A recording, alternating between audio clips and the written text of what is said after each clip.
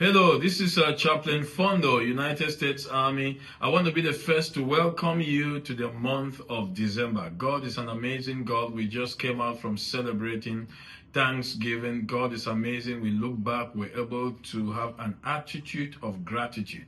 But as we break forth to this new month of December that rounds up this year, I would like us to have a little bit of a different perspective. I want to speak to us a little bit this morning, especially us like service members. Have you ever thought of why we do a lot of rehearsals in the army? You know, we take like 4 days to rehearse for a ceremony that will last only for 40 minutes. Have you ever thought of why we do that for graduations, we do that for ceremonies, and what have you? Even for weddings, you know, people out there, we do a lot of planning and rehearsals towards a wedding, planning and rehearsals towards a marathon, planning and rehearsals towards an Olympic game like Olympics and things like that. Why do we do that? Guess what? We do that because we are looking forward to achieve perfection.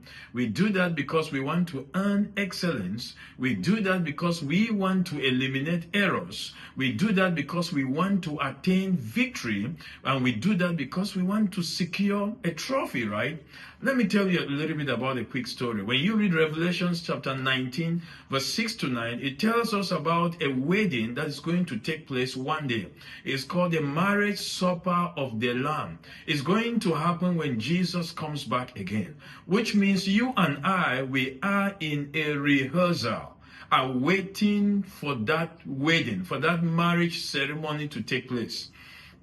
And guess what? There are 3 very important things I want to let us know in regards to that marriage supper of the Lamb that's going to be coming up. Number 1 is the invitation to that marriage feast. Number 2 is the preparation and the purification we need to set ourselves in ahead of that marriage feast. And number 3, it is actually the celebration that will take place on the day of the feast.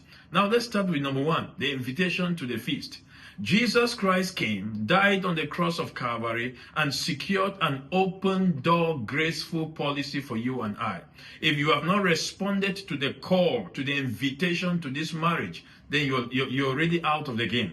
You want to respond to this call. The grace of God is sufficient. You will never outlive the grace of God. You will never do enough wrong to overcome the grace of God. So I want to invite you in this month of December to answer the call to grace, to respond to this invitation, to be prepared, invitation for this marriage supper of the Lamb.